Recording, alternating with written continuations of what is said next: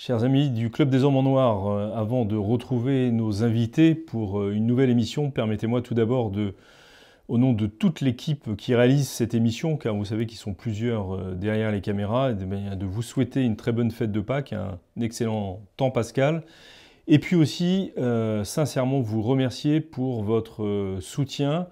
Vous êtes plusieurs à nous avoir apporté des dons importants qui nous permettent de rembourser les investissements que nous avions faits pour mieux vous servir au sein du Club des Hommes en Noir. Un très très grand merci pour ce soutien très, très concret, sonnant et trébuchant. Évidemment, je ne vous cacherai pas la vérité, nous avons besoin toujours de dons, donc n'hésitez pas, pour ceux qui ne l'ont pas fait encore, à nous apporter votre soutien de cette manière. Et puis il y a d'autres soutiens que vous pouvez faire en même temps, si je puis dire. C'est n'oubliez pas de cliquer sur le pouce, de vous abonner à notre chaîne YouTube et à faire connaître autour de vous cette émission pour qu'elle continue à être mieux connue, à se diffuser davantage et que nous puissions toujours l'améliorer pour mieux vous servir. Voilà, nous retrouvons maintenant le Club des Hommes en Noir, une nouvelle émission, de nouveaux invités, un nouveau thème et encore une fois, très sainte fête de Pâques.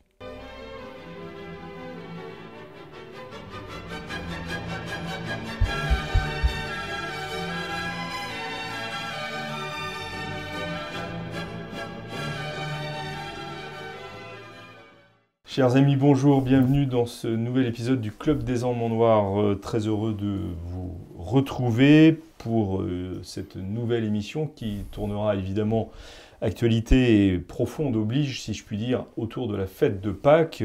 Est-ce qu'il ne serait pas possible, enfin, qu'une date commune soit fixée pour que toutes les confessions chrétiennes célèbrent ensemble la résurrection du Christ? C'est le sujet que nous allons traiter, ou plus exactement que les invités de ce Club des Hommes en Noir vont traiter aujourd'hui. J'accueille, au nom de tous les auditeurs, de tous ceux qui nous regardent plus exactement, l'abbé Hervé Benoît. Bonjour Philippe, merci de votre accueil. Merci monsieur l'abbé de votre présence. Le père Michel Viau. Bonjour. Bonjour mon père. L'abbé Guillaume de Tanoirne. Philippe. Que nous n'avions pas vu depuis trop longtemps. Ah bah écoutez, je suis heureux d'être avec vous. Eh bien merci, nous sommes heureux de vous accueillir et le docteur Philippe de la Briole.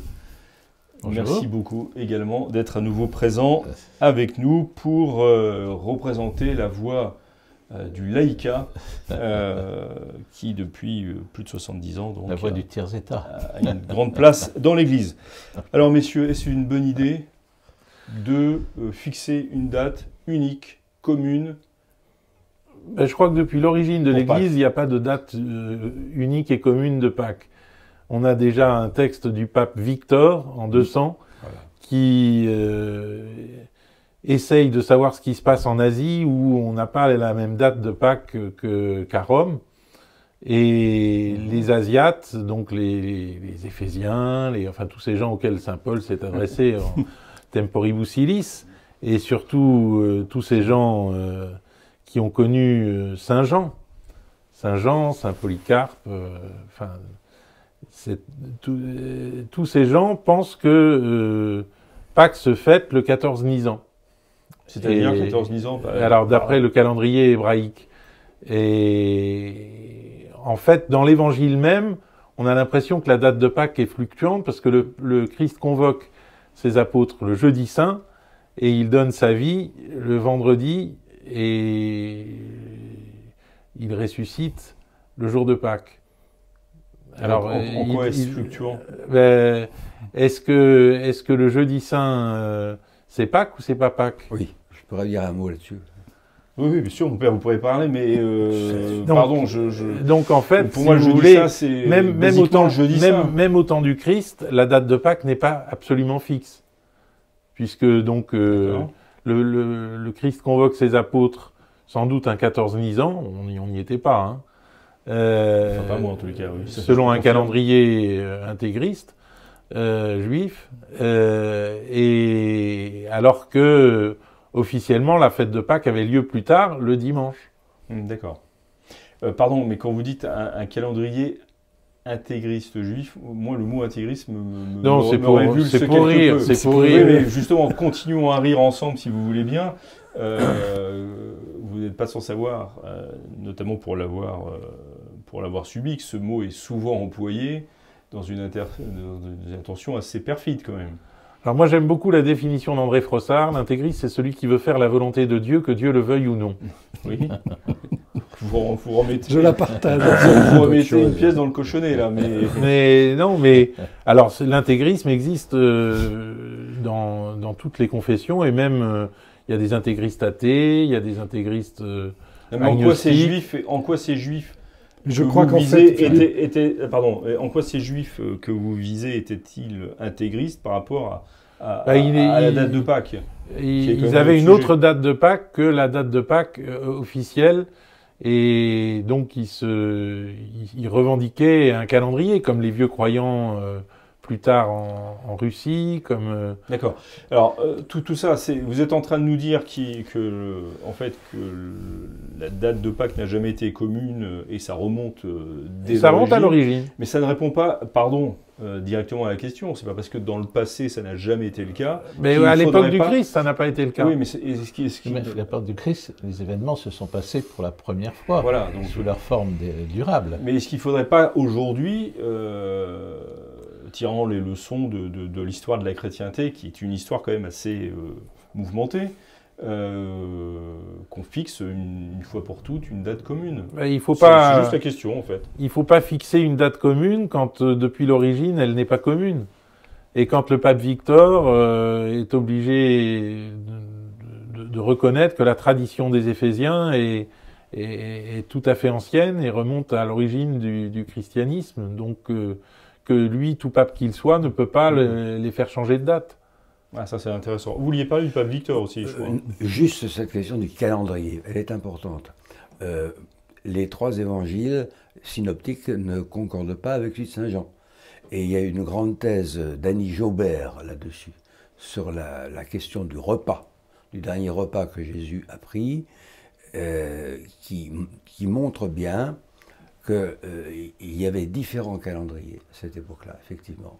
Il y avait le calendrier du temple, et vraisemblablement, Jésus n'a pas suivi le calendrier du temple, mais un autre calendrier, peut-être plus ancien. Et pour quelle raison? On ne sait pas. On ne sait pas.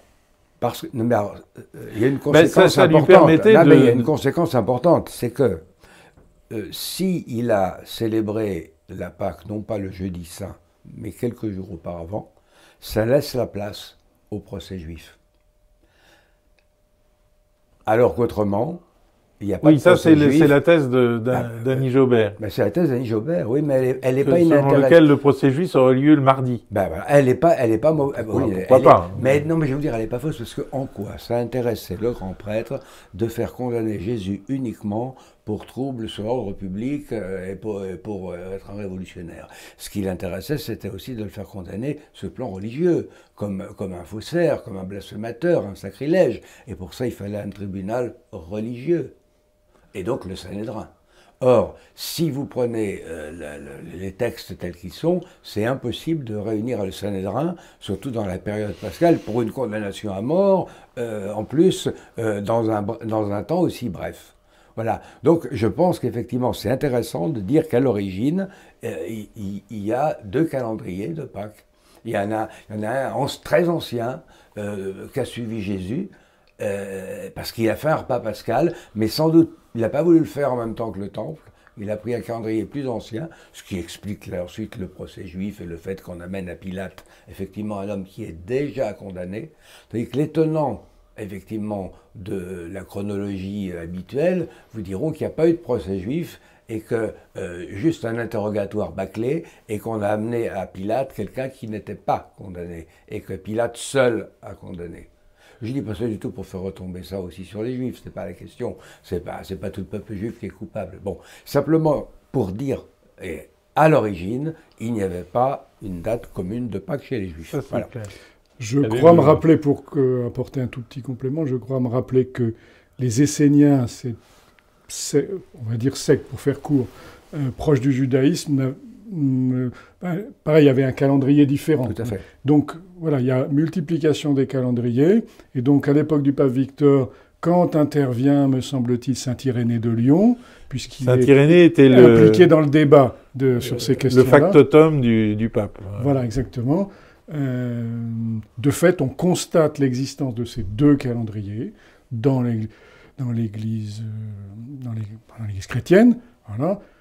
Et à partir de là, moi, il me semble qu'au fond, une tradition aussi ancienne, et puis alors dans ce cas-là, de décaler par rapport à notre volonté de tout calculer, de tout mettre dans des boîtes, d'avoir un calendrier, c'est là aussi pourquoi je pense qu'il faut tenir aussi ce calendrier solaire et lunaire pour le calcul de la date de Pâques, parce on reste dans un univers ancien, dans un univers extrêmement traditionnel, etc., qui n'entre pas dans une rationalité moderne pour laquelle on n'a pas de méfiance, mais pour laquelle il faut qu'on se situe avec une certaine distance. Moi, j'y vois cet intérêt-là. Voilà.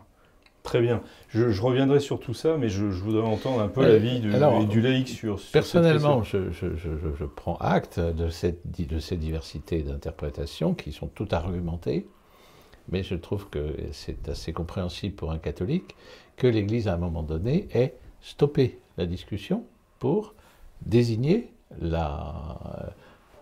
l'axe qu'elle allait suivre. Hein. Surtout que nous sommes là dans du code et non pas dans du sens. Hein. Parce que, d'une certaine manière, la résurrection, c'est toujours le 3e jour. Quelle que soit la date. La date à partir de laquelle... C'est toujours le 3e jour, sûr, oui. après le sacrifice sanglant, et le 4e par rapport au sacrifice non sanglant. Très bien. Encore une fois, je crois que tenir le fait que, même sur la date, l'année à laquelle se serait produit la résurrection, etc., qu'on n'y attache pas plus d'importance que ça, mais qu'effectivement, on en reste au sens, au fait que le temps comment dirais-je, s'inscrit dans l'histoire sainte. À mon avis, ça suffit et il n'y a pas besoin d'aller plus loin. C'est pour ça que l'Église et les Églises n'ont pas cherché à cette unification sur la date. On pas chercher, c'est quand même alors c'est peut-être un marronnier de la presse catholique qui fait que ça revient périodiquement, pas tous les ans, mais périodiquement on entend à nouveau le souhait que... et c'est à peu près la remarque que je voulais vous faire, au moins à vous trois prêtres, c'est que en gros, je posais une question d'ordre plutôt relevant de l'œcuménisme, du dialogue avec les autres confessions chrétiennes, et nous sommes partis sur c'était très intéressant, hein, sur des questions plus exégétiques en fait, ou sur une connaissance plus historique du judaïsme à l'époque du Christ. Enfin, l'écuméniste, L'écuménisme. Non, l'écuméniste, celui qui pratique l'écuménisme comme une grande idée du XXe siècle, il a quand même le devoir de se référer à l'Évangile. On ne fait pas d'écuménisme en dehors de l'Évangile. C'est là-dessus que je voulais... Et dans l'Évangile, il y a 2 dates de Pâques. Donc, il y a celle des synoptiques et celle de Saint Jean. Donc, la source même est plurielle, comme dirait le cardinal Congar. Oresco, vous voyez que j'ai des références partout. C'est bien. Sur ce point-là, on est assez habitué. Ça ne relève pas du scoop, absolu. Ni du scoop d'ailleurs du tout. Mais oui, mais dans l'Évangile, vous trouvez aussi que tous soient un, et qu'ils prient d'une qu'ils prient le même jour, à la même heure. Ça va non, Dieu n'est pas comme ça. En latin de préférence. Non, commencez pas, vous, avec le latin. Sortez pas de la discussion. Je trouve pas que ça soit tout à fait scandaleux de se poser cette question d'une unité autour de la plus grande fête chrétienne qui existe dans une époque où, vous l'avez souligné, depuis le début du XXe siècle, mais encore plus actée par Vatican II, où on a voulu absolument aller dans un sens qui pousse à l'unité des chrétiens, ou qui appelle, ou qui espère. Absolument, c'est-à-dire que l'unité des chrétiens ne peut pas ne pas être souhaitée. Mais depuis de longue date, nous avions appris que l'Église attendait le retour de ceux qui l'avaient quittée. Hein. De même qu'elle attend les Juifs qui ne l'ont pas agréé. Hein. Elle ne les combat pas, elle les attend. Elle les espère. Elle les invite. Elle les espère, absolument. Mhm. Donc toute la question, évidemment, la date symbolique pour se réjouir ensemble pourrait être une forme d'apothéose. Mais d'invention humaine. Mais d'invention humaine, c'est-à-dire que le travail préalable, en quelque sorte, c'est-à-dire l'unité des cœurs et des esprits, elle reste encore, en quelque sorte, à construire. Et de ce point de vue-là, l'Église, sans être en position passive à proprement parler, attend ceux qui l'ont quittée. Vous voyez ? Je suis pas sûr que ce soit la position tout à fait actuelle. C'est pas tout à fait la position actuelle, mais c'est la seule position. Moi, j'en reste à François Bluch quant à l'écuménisme. Rappelez pour cet historien brillant qui a écrit la plus belle biographie de Louis XIV,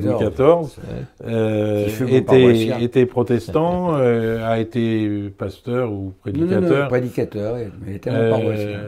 Et il m'a dit, à l'époque où j'étais encore prêtre à Saint-Nicolas du Chardonnay, vous voyez, l'écuménisme, c'est de chercher la tradition la plus profonde. Plus on va profond dans le passé, plus on est uni. Et je crois que c'est ça notre unité. C'est cette quête dans le passé de l'Église indivise. Et non pas une invention humaine aujourd'hui. Tiens, on va mettre la date après une longue discussion, délibération avec les différentes confessions chrétiennes. On va poser la date de Pâques à tel jour, telle heure. Ça n'a pas de sens, c'est de la modernité, ça. C'est de la modernité, et tout ce qui est à la mode est démodable. Ça sera une mode de quelques temps. Vous citez Cocteau, monsieur l'abbé. Oui, tout à fait. Et c'est conscient. Non, je suis en tout cas, je suis très sensible à cet argument de la tradition profonde. Disant, bah oui, de fait, on constate que depuis 2000 ans, tous les chrétiens ne s'entendent pas sur la détermination de la date de Pâques. D'abord parce que la chronologie historico-critique n'est pas fondamentale, et presque à la limite n'est pas importante, et que on en tient plus pour cette tradition de séparation que de fabrication artificielle, consensuelle et parlementaire d'une unité. Ça peut se faire autrement. Il faut que chacun revienne à sa tradition. Le problème, c'est que les orientaux trouveront des dates de Pâques différentes dans leur propre tradition. Au sein du monde oriental, vous voulez dire ? Oui, bien sûr. C'est ça, chaque église, chaque patriarcat presque aurait... a sa date de Pâques et doit la garder. Parce que l'œcuménisme, c'est pas quelque chose d'artificiel, c'est pas une nouvelle croyance artificielle à laquelle devraient adhérer tous les chrétiens. C'est pas ça l'œcuménisme. Je sais pas, justement.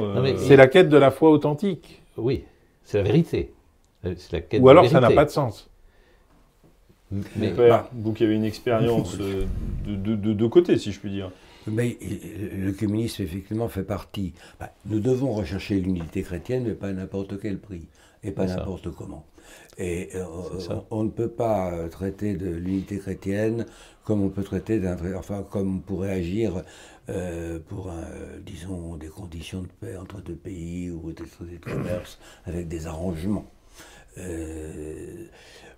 Pour vous donner un exemple, je pense que le long travail qui était entrepris entre catholiques et luthériens entre 1965 et 1999, oui, ça a duré un certain temps, pour simplement lever ce malentendu sur la justification par la foi, et uniquement là-dessus, ça devait être fait. C'est quelque chose de positif, et que pour certains points, on dise, bon, bah là, effectivement, il y a le poids de l'histoire, on n'emploie pas les mêmes mots, mais on est d'accord, il y a un consensus différencié, il s'agit de mystères, bon, on peut l'accepter. Mais de là à se dire maintenant on pourra se mettre d'accord et trouver le même genre d'argument, c'est ce que me disait un jour un théologien catholique sur l'Église, sur ce que c'est la nature de l'Église, là j'ai dit non. Non. Non, parce qu'il y a vraiment une cassure au moment de la Réforme, qui va se marquer d'ailleurs beaucoup plus au XVIIe, au XVIIIe siècle, et avec le protestantisme libéral, sur la notion d'Église, la notion de ministère. Et en ce moment, par exemple, où nous sommes, où de nouveau la question de la nature du sacerdoce est remise sur le tapis dans l'Église catholique, et où l'on voit des théologiens catholiques, en particulier en Allemagne, dangereusement se rapprocher de la conception libérale protestante du sacerdoce, ce ne serait pas le moment d'adopter ce qu'on appellerait un consensus différencié sur la nature de l'Église, sur la nature du sacerdoce, sur le rôle d'intermédiaire. Bien sûr, mon père, mais pardon, mais entre cette question grave de la nature de l'Église et, je reviens quand même à notre point de départ, une date commune pour Pâques, il y a quand même on n'est pas dans le même registre. Sauf si on ramène le débat non pas à de la chronologie du calendrier, mais à une conception d'abord de la cosmologie, qui a hérité de la Bible, et puis surtout la question de la tradition, de la place de la tradition. J'entends bien. Et du coup, ça élargit jusqu'ici. Comment ? C'est à peu près ce qui a été développé jusqu'ici. Oui, mais je pense qu'il faut insister là-dessus. Bien sûr, c'est un véritable argument. On peut voir aussi la problématique d'un autre point de vue, c'est que nous sommes aujourd'hui, au moins dans les pays occidentaux, dans des sociétés, j'ai employé des mots un peu à la mode, mais un peu piégés, donc pluriels, avec des populations qui viennent d'un peu partout, donc avec des traditions religieuses différentes, même si on reste globalement en France, pour prendre le cas de la France, même si les chrétiens et les catholiques restent de tradition latine, nous côtoyons tous, plus ou moins, des chrétiens d'autres confessions d'une part, et d'autre part des traditions fortes comme les traditions orientales dont vous parliez, et on ne fête jamais c'est les grandes fêtes chrétiennes, parce que nous parlons de Pâques, mais c'est aussi vrai pour... Noël, c'est la même chose. Et pour Noël, c'est ce que je suis en train de dire. Parce qu'il y a l'épiphanie pour les uns, Noël pour les autres. À chaque fois, nous sommes un peu en décalage, alors que nous côtoyons... J'en rajouterais dans votre sens en disant que... Et célébrons dans des liturgies différentes, dans des rites RIT différents. Faut-il qu'un rite dans l'église latine. Là, c'est vous qui faites de la provocation. Mais bien sûr, je suis là pour ça. Non, mais je pense que voilà, ça fait partie de cette richesse avec ces différences-là. Et puis cette différence correspond à une réalité. Ne faisons pas croire aux gens que les chrétiens sont unis alors qu'ils ne le sont pas, et que même à l'intérieur de l'Église catholique, ils ne le sont pas. Alors bon, il y a des fêtes, qu'elles soient différentes, il faut respecter ces traditions et ne pas donner l'impression d'une unité qui n'existe pas. Voilà, l'unité des chrétiens n'est pas un dispositif qu'il faudrait créer autour de conférences multiples, plurireligieuses. On parle d'accord sur un point précis. Non, mais l'accord sur le point précis n'existe pas depuis l'origine même de l'Église, depuis le Christ. Donc il n'y a pas de raison que si le Christ n'a pas tranché, que nous tranchions à sa place. C'est un peu une banalité, mais oui, l'unité n'est pas l'uniformité non plus. Et l'unité vient de Dieu, c'est surtout ça qui est très important. Et c'est pour ça que si on veut faire l'unité des chrétiens, il faut remonter dans la tradition.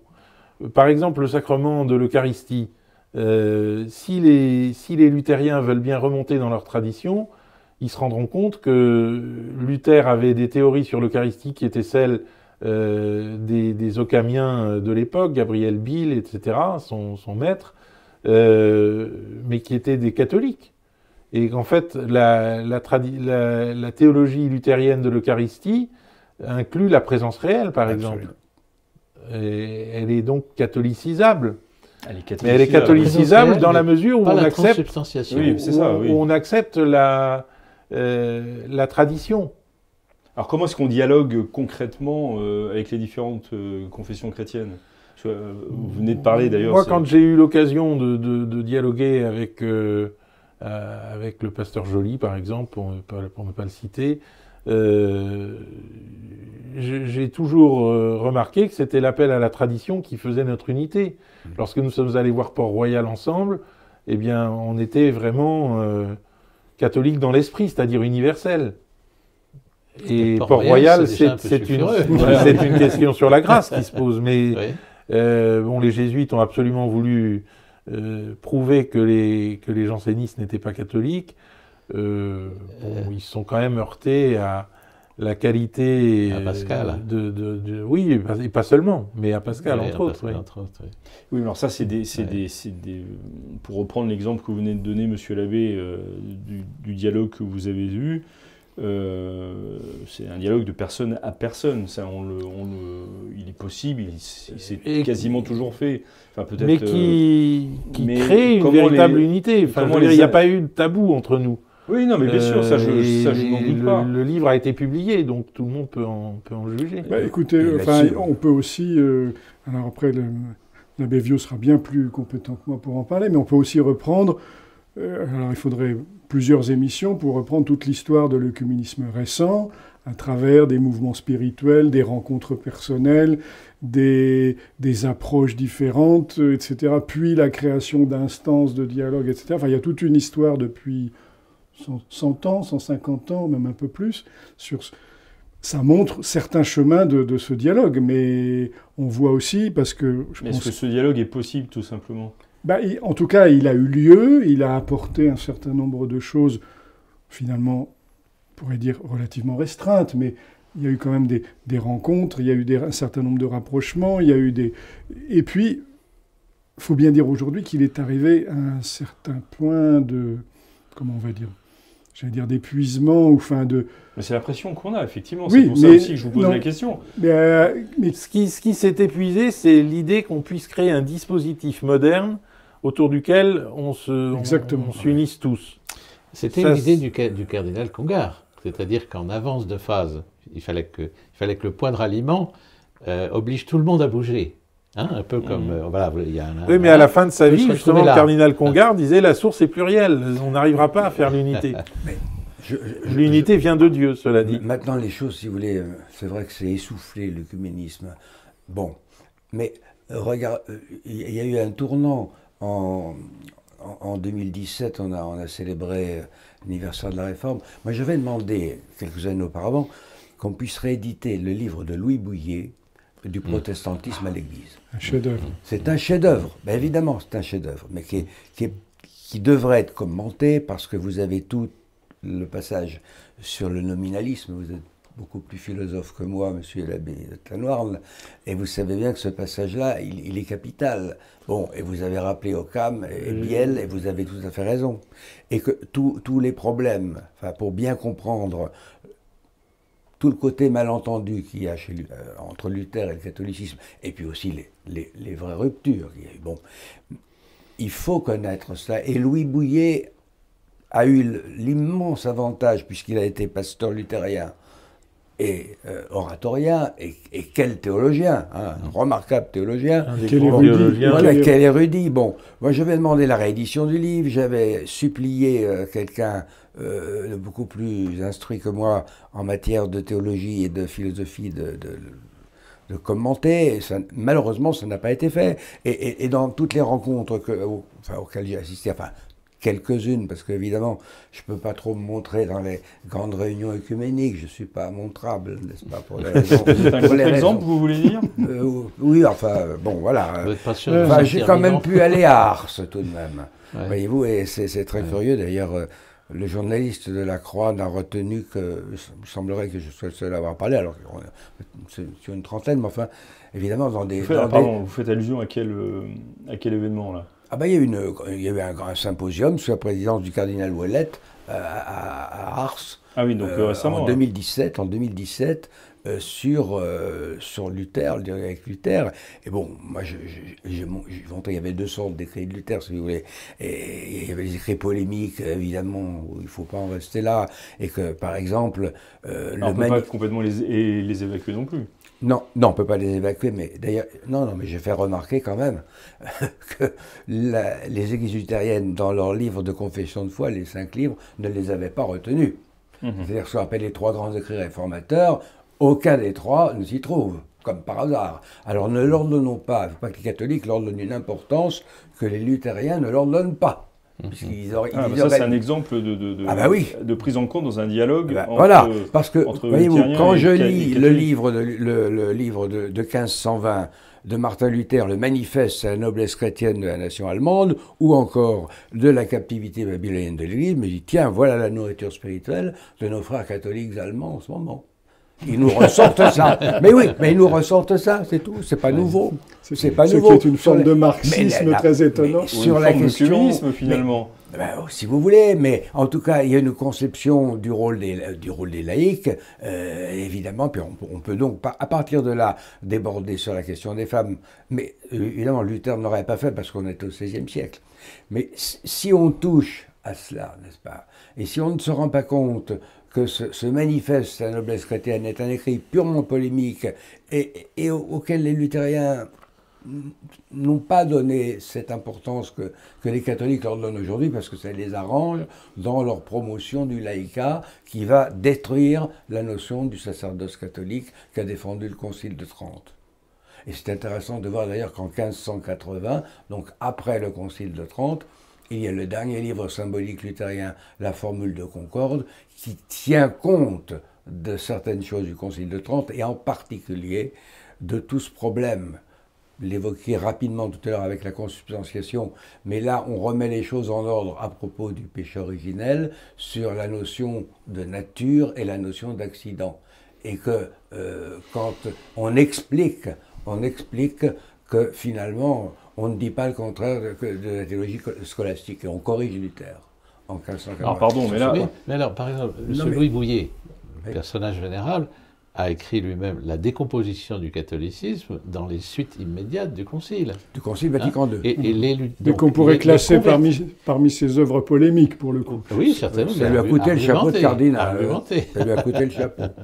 Mais pardon, mais là vous êtes parti... Mais je voulais les protestants, juste l'idée, les protestants convertis ont protesté contre la protestantisation de l'Église, au nom de l'unité, parce que c'était quand même déjà une première tentative. Si Paul VI abandonne tout ce qui sentait trop la tradition conflictuelle, c'était dans l'optique de l'unité. C'est un échec total. C'est un échec total parce qu'on ne fait pas alliance avec un organisme en décomposition. Non. Vous parlez de l'Église catholique. Mais tout organisme en décomposition. Non, mais dans le cas oui, précis. En l'occurrence, oui, oui, bien sûr. Bien sûr, dans l'esprit de Louis Bouillet, et avec cette idée que justement, en se dévêtant de ses plus beaux habits, si vous voulez, l'Église pensait se rendre attractive, elle a été au contraire répulsive pour ceux qui déjà s'en étaient détachés. Voyez, et ceux qui l'avaient rejoint pour ses splendeurs s'estimaient floués. Marie Carré, qui n'est pas une théologienne, a fait un beau livre sur le sujet aussi. Voilà, j'ai choisi l'unité, puis en fait, patatras, les convictions partent. Alors, est-ce que ça veut dire que finalement, on ne peut attendre que des conversions individuelles de personnes qui rejoignent l'Église et qu'il n'y aura pas de retour de communauté entière? Est-ce que en fait, l'unité chrétienne est juste une utopie qui nous fait un peu marcher en avant, ou est-ce que ça peut devenir une réalité? Je prends là au sens premier dont absolument, vous mais la High Church, par exemple, anglicane, pourrait très bien décider de passer avec armes et bagages à l'Église catholique. Mais pourquoi la High Church en particulier? Parce que la High Church, d'une certaine manière... Non, mais pour ceux qui nous regardent, pour qu'ils comprennent... Est très proche de la théologie catholique, finalement, mais elle est... Alors, en tout cas, c'est la frange la plus proche. Oui, parce que... Les conversions et la traditionnelle Anglican Community... l'attaque, c'est rallié à l'Église, absolument. Sous le pontificat de Benoît XVI. Mais oui, donc sous le pontificat du plus traditionnel des papes récents. Et ça, c'est pas un hasard, c'est que je crois que l'écuménisme fonctionne s'il est une référence commune à la tradition. Voilà. Ah, et vous revenez... mais il n'y a pas de fonctionnement autrement. Quel que soit, pour répondre aussi à votre question, quel que soit le niveau institutionnel auquel le niveau dialogue entre les responsables de l'Église, entre les théologiens, entre des chrétiens ordinaires, quel que soit le niveau-là. Je crois qu'effectivement, c'est ce retour à la tradition commune qui nous permettra de dépasser, si l'Esprit Saint le permet, si le bon Dieu le veut. Il y a un premier livre de l'abbé Journet qui s'appelle « L'unité des chrétiens » et qui insiste justement sur ce fait que l'unité des chrétiens, elle vient de Dieu. Elle n'est pas un dispositif humain, elle ne peut pas être un dispositif humain. Bien sûr, elle mais ne peut pas être une réunion de toutes les mitres de confessions différentes. C'est pas un Woodstock général de mitres. Oui, même le Conseil écuménique des Églises, qui a été une grande instance de rapprochement à tous les niveaux des différentes confessions chrétiennes, auprès duquel l'Église n'est un statut d'observateur. Aujourd'hui, comme vous dites, on est dans un essoufflement, quoi. Oui, tout à fait. Sur un arrière-fond. Alors là, pour le coup, je me permets juste de terminer. Je vous en prie. Non, mais simplement sur un arrière-fond en plus dans le continuum de l'histoire, qui est que aujourd'hui, dans le monde protestant, ce qui a le vent en poupe, c'est le monde évangélique, et qui n'a aucune volonté, velléité de dialogue avec les autres communautés. Et ça, c'est la grande nouveauté, de réveil de l'orthodoxie russe, qui, elle aussi, dans sa grande majorité, ne veut pas dialoguer avec les autres confessions. Avec qui que ce soit. Oui, vous vouliez préciser sur le Conseil économique des Églises était l'aile marchande en terrain religieux du communisme international, quand même.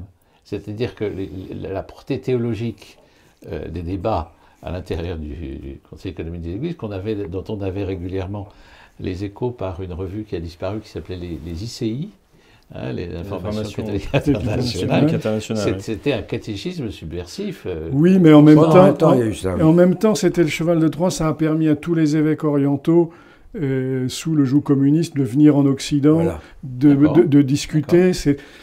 Oui, c'était important parce qu'il y en a qui jouaient le double jeu et ils ont sauvé beaucoup de choses en jouant le double jeu. Le diable porte pierre. Ah, mais absolument. Non, mais dans ce cas-là, c'est... On va,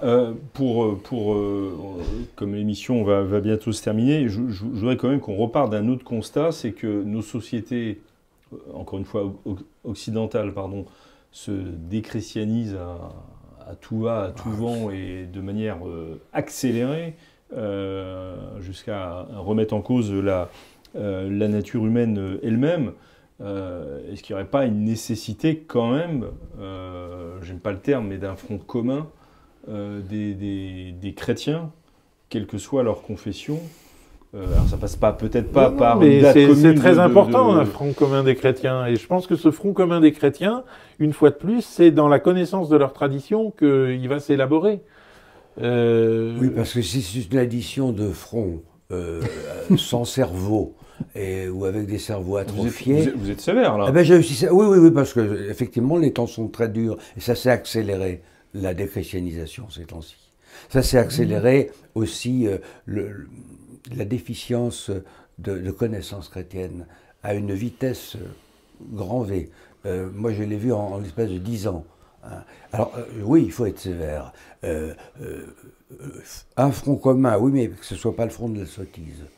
Il faut plus d'intelligence chrétienne. Et on en manque singulièrement dans l'Église. Dans l'Église ou dans les églises? Écoutez, il faut d'abord balayer devant sa porte. Il me semble que dans notre Église, on en manque singulièrement, parce qu'il y a des choses sur lesquelles on insiste trop, et on ne se rend pas compte de ce que pense le paroissien moyen. C'est tout. J'ai la grâce d'être encore en service avec au contact régulier du paroissien moyen, et je pense qu'il est à des années-lumière de ce que pensent certains dirigeants. Voilà. Mais il faut fixer une limite. La paix n'est pas préférable à la vérité. Voilà. Oui, mais justement, mais la vérité, c'est aussi, quand je parlais de front commun, c'est aussi annoncer le Christ. Parce qu'aujourd'hui, c'est quand même d'une urgence brûlante. On vient de fêter Pâques, c'est quand même... c'est pas rien. D'annoncer le Christ et de ne pas être dans sa petite chapelle bien confortablement installé pour l'annoncer. Ben justement, sur Pâques, qu'on fasse le pourcentage des catholiques pratiquants qui croient à la résurrection. Vous serez surpris. Voilà. L'ex-cardinal de Lyon Voilà, mais avait une dévotion au commentaire par Luther du Magnificat. Vous voyez? Bien sûr, je sais.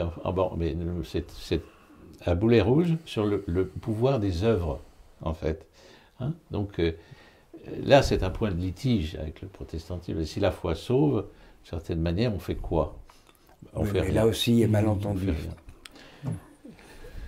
Sur ce point, il y a malentendu. C'est la foi qui nous Luther, permettra de Luther faire de ou l'écuménisme cardinal dans de bonnes conditions. Non, mais Est-ce que, pour terminer cette émission, vous auriez une parole un peu un propos un peu, enfin, une phrase, un mot Constructif, non, pas constructif, non, c'était très intéressant et très enrichissant, mais optimiste. pas optimiste non plus. Restons plutôt au plan des vertus théologales, mais quelque chose qui nourrisse l'espérance du chrétien aujourd'hui dans une situation de division de la chrétienté, au sens des... Je crois qu'on voit déjà l'œcuménisme du sang versé, que les chrétiens sont les plus persécutés dans le monde, et ça, quelle que soit leur confession, et que ceux qui versent leur sang pour le Christ, quels que soient les détails de leur foi, ils le font par cette foi qui nous unit envers et contre tout. Et qui les sauve. Et j'ajouterais, Allez-y, pardon, excusez-moi, Non, mais j'ajouterais aussi le fait, et tout à fait dans la ligne de ce qu'a dit l'abbé de Tanoir, il y a ça, et puis le retour, mais alors un retour intelligent, de la lectio divina, de l'appropriation du trésor de la foi commune et de la tradition. Moi, je forme l'hypothèse que la conversion ultime des Juifs aidera à réduire les pesanteurs du monde qui tiennent les chrétiens éloignés les uns des autres. Et je vous laisse le dernier mot, mon père. D'après saint Paul, elle est pour la fin des temps. Certes. Pas Cette conversion, oui. Cette conversion. Oui. Et je pense qu'effectivement, il faut se rappeler d'abord que pendant les premiers siècles, Pâques a été la première des fêtes chrétiennes, bien avant Noël.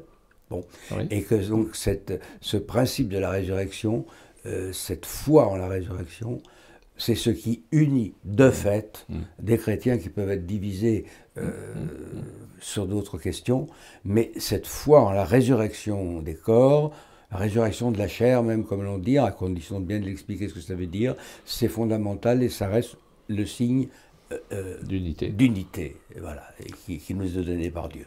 Merci beaucoup, messieurs, pour vos lumières sur ce sujet. Nous avons traité donc de la fête de Pâques, du temps pascal, enfin plus exactement de la fête de Pâques et d'une date commune.